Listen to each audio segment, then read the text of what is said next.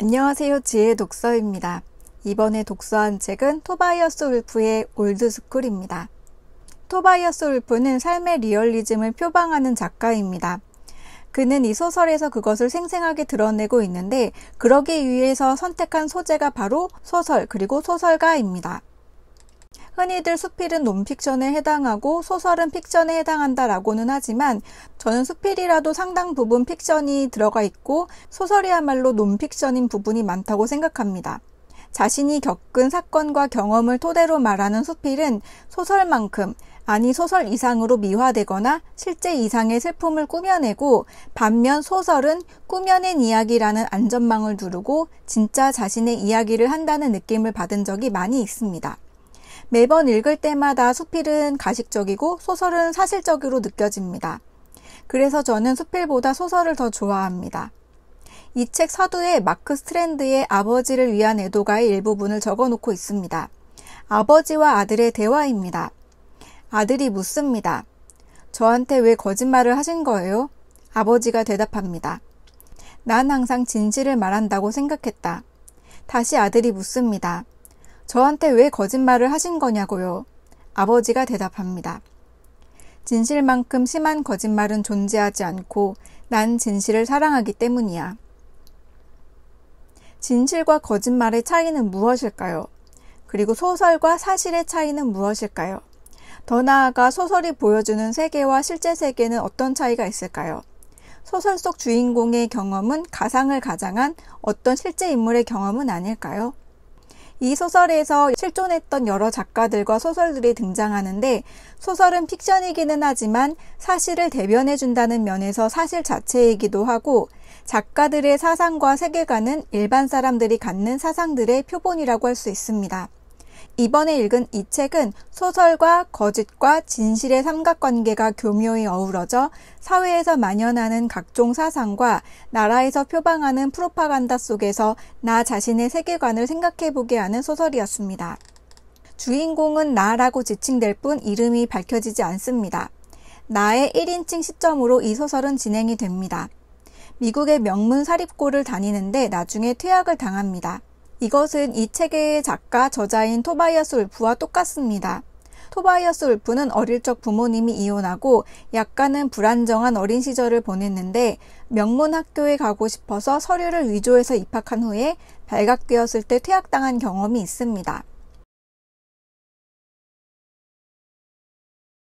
마치 이 소설에서 이름을 밝히지 않은 주인공이 토바이어스 울프 그 바로 자신이고 이 소설의 이야기는 토바이어스 울프가 계속 명문학교에 다녔으면 겪었으리라 생각되는 이야기를 쓴 건 아닐까 하는 생각이 들었습니다.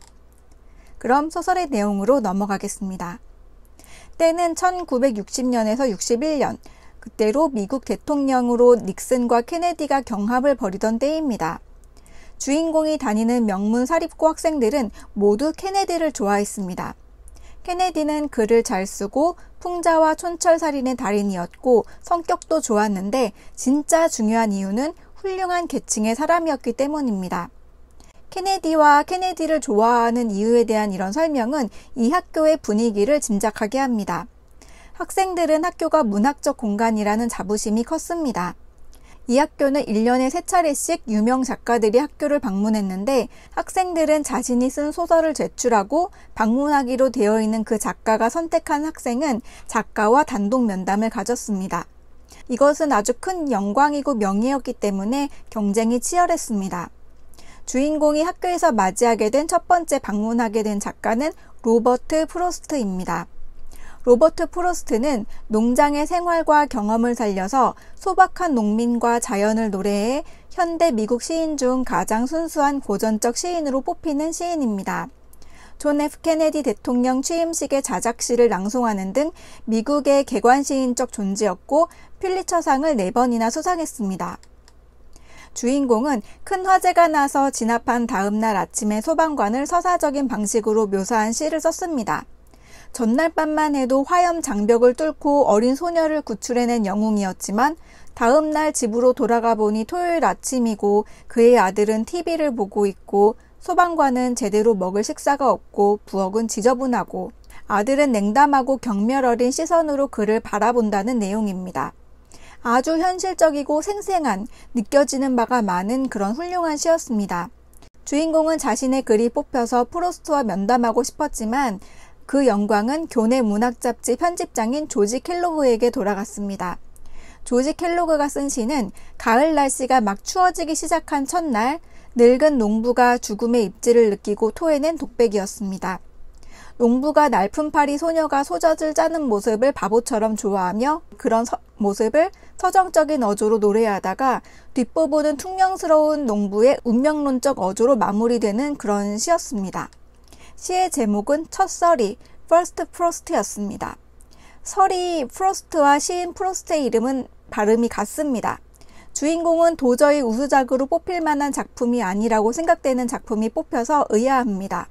얼마 후 학교에 방문한 프로스트는 권위적이고 별다른 성의를 보이지도 않았으며 고지식했습니다. 조지와의 면담에서도 조지가 쓴 시에 대해 별다른 말을 하지 않았고 자필 서명한 프로스트 시 전집을 주고 말았습니다. 그리고 학교에 다니는 건 시간 낭비라며 차라리 캄차카나 브라질로 떠나라는 뜬구름 잡는 식의 말을 하고 시간이 다 됐다며 그 이유조차 말하지 않고 가버렸습니다. 현실적이지 않고 이상에 입각한 사람의 전형이었습니다. 이 대목에서 그런 작가, 그런 문학, 그런 사상, 그런 사람에 대해서 생각하게 됩니다. 지극히 서정적이고 몽상적인 작품. 로버트 프로스트 다음에 온 작가는 아인랜드입니다. 아인랜드는 파운틴헤드, 아틀라스로 크게 성공한 작가인데 학생들은 그 큰 인기만큼 그녀가 세속적이고 그렇게 수준 낮은 사람이라고 여겼습니다. 우리 사회에도 그런 풍조가 있죠. 주인공 역시 아인랜드를 무시했습니다.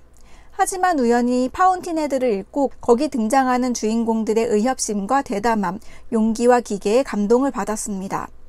프로스트가 현실과 다소 동떨어진 듯한 잔잔하고 조용하고 목가적인 시를 썼다면 아인랜드는 원하는 것이 있다면 싸워 쟁취해야 한다는 도전적이고 진취적인 시각을 가진 작가였습니다. 그녀의 소설의 주인공들은 어려운 상황 속에서도 문제를 헤쳐나갔고 원하는 것을 이루었습니다. 그녀는 학교에 와서 이렇게 연설합니다. 아인랜드가 연설한 부분의 일부를 읽어드리겠습니다.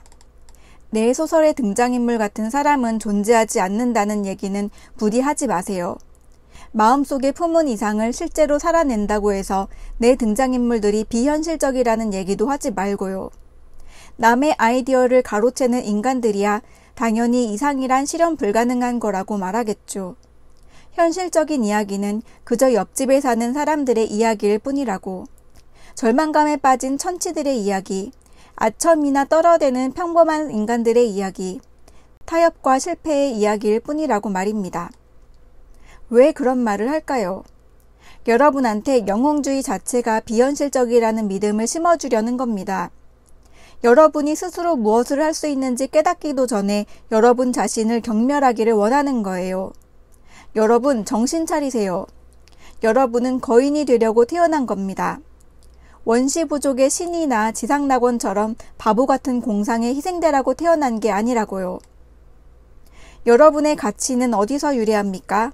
내가 말해주죠. 여러분의 가치는 어디서 유래하는 게 아닙니다. 여러분의 가치는 어떤 정당이나 국가가 요구하는 자기 희생에 유래하는 것도 아니고 혹은 터무니없는 무슨 신의 교회에서 유래하는 것도 아니에요. 여러분의 가치는 인민으로부터 나오는 게 아닙니다. 이성과 자유를 바친 대가로 덕성의 증명이나 가끔씩은 권력까지도 받을 수 있겠지만 그건 전부 무가치한 겁니다. 무가치한 것보다 못하죠. 속박이니까. 여러분의 힘이 다른 사람들에게서 나오는 거라면 그 사람들의 허락을 받아야만 생기는 거라면 여러분은 그들의 노예인 겁니다. 절대 여러분 자신을 희생하지 마세요. 절대로. 여러분에게 자기 희생을 충동질하는 사람이 있다면 누군지는 몰라도 틀림없이 일반적인 살인자보다 훨씬 나쁜 인간일 겁니다. 여러분은 스스로를 숭배해야 해요. 자기 자신을 숭배한다는 건 진실하게 산다는 겁니다. 네, 어떠신가요? 자기 자신이 주인공이 되어 진취적으로 스스로의 삶을 살아가야 한다는 것은 동의합니다. 하지만 아인랜드는 너무 과합니다. 저는 자신의 뜻을 이루기 위해 용렬히 대항하는 것도 위대하지만 삶 속에서 많은 상처를 받고 절망에 빠져 있지만 그 자체의 삶을 견디고 살아가는 것 또한 위대한 일이라고 생각합니다. 아일랜드는 그 당시의 정권을 들어서 프로스트를 이면적으로 비판합니다. 앞서 읽어드린 부분에서 여러분의 가치는 어떤 정당이나 국가가 요구하는 자기 희생에서 유래하는 것도 아니다 라는 말을 하는데 주인공이 다니는 이 명문학교에서 좋아하는 케네디는 이런 말을 했습니다. 많은 사람이 아는 유명한 말이죠. 국가가 자신을 위해서 무엇을 할 수 있는지 묻지 말고 자신이 조국을 위해 무엇을 할 수 있는지 물어보라. 아일랜드가 말한 국가가 요구하는 자기 희생에 자기의 가치를 걸지 말라는 이 말은 케네디의 앞서 말한 케네디의 말에 반하는 말이라고 볼 수 있는데 프로스트는 케네디의 대통령 취임사 때 자작시를 낭송함으로 뜻을 같이 한 시인입니다. 게다가 프로스트는 운명 극복적이기보다는 수능적이고 잠잠한 분위기의 시를 쓴 시인이죠. 아일랜드는 프로스트뿐만 아니라 해밍웨이도 비판합니다. 해밍웨이 또한 학교 학생들이 아주 존경하는 작가입니다. 해밍웨이의 문체는 단조롭고 명확하기로 유명하죠. 학생들은 해밍웨이를 존경해서 그의 말투를 따라하는 장난 아닌 장난을 즐겨 했습니다. 그런 해밍웨이에 대해서는 아일랜드는 이렇게 말합니다. 그것도 읽어드리겠습니다. 해밍웨이라니, 그놈의 수염쟁이 해밍웨이. 왜들 이러실까?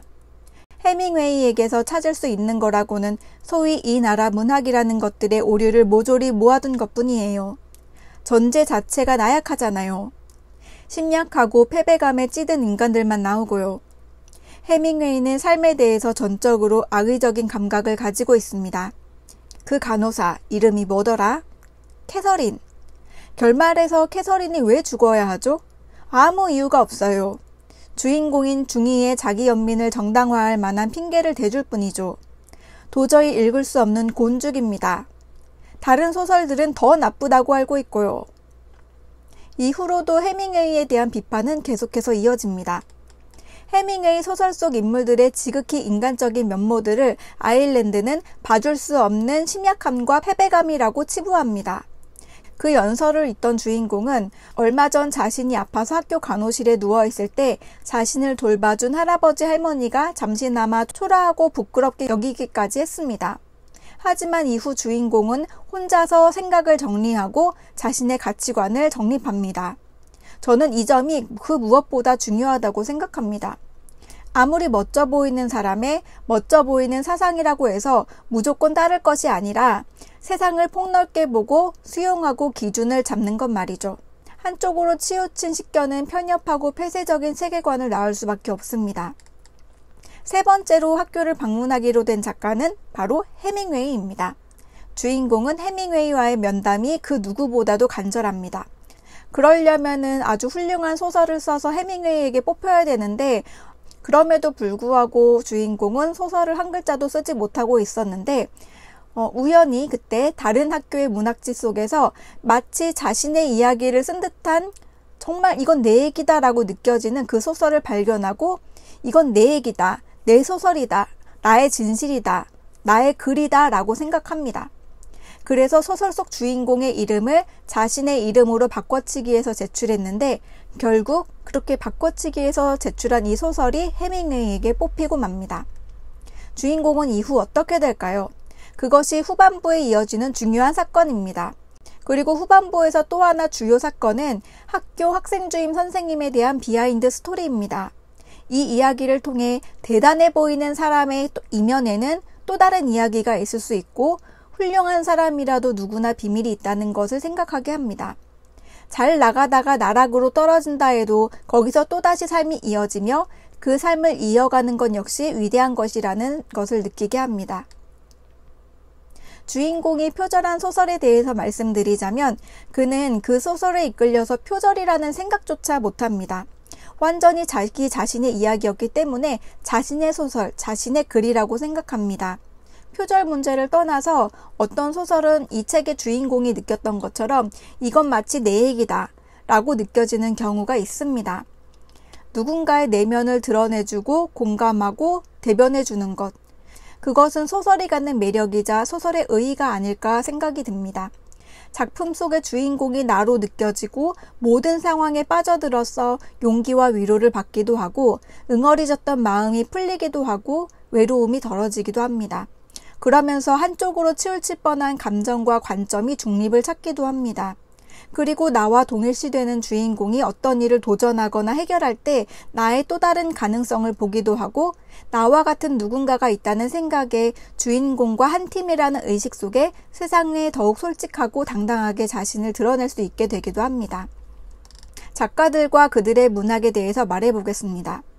이 책에서는 명확하게 이 작가는 주인공을 들어서 해밍웨이의 손을 들어주지만 저는 프루스트의 목가적이고 차분하고 안정적인 시도 같이 있는 것이고 아일랜드가 말하는 운명 극복적 메시지도 같이 있고 또한 해밍웨이의 인간적인 주인공들의 분투와 수능도 같이 있다고 생각합니다. 사실 그렇죠. 그 밖에도 모파상, 플로베르, 투르게네프, 케루악, 호손, 멜빌 등 20명 정도의 작가들이 언급이 되는데 우리는 그 모든 작가들의 사상과 관점들을 고려할 수 있습니다. 뭐가 잘못되었다거나 더 훌륭하거나 더 못한 것이 아닙니다. 중요한 것은 그 다양한 문화관 속에서 제시된 가치관과 세계관에서 자신의 사상을 구축하는 것입니다. 문학 속의 철학과 사상은 세상에서의 철학과 사상 그대로를 반영합니다. 이 책은 그런 면에서 문학의 역할과 의의에 대해 다각도로 생각하게 하는 책입니다.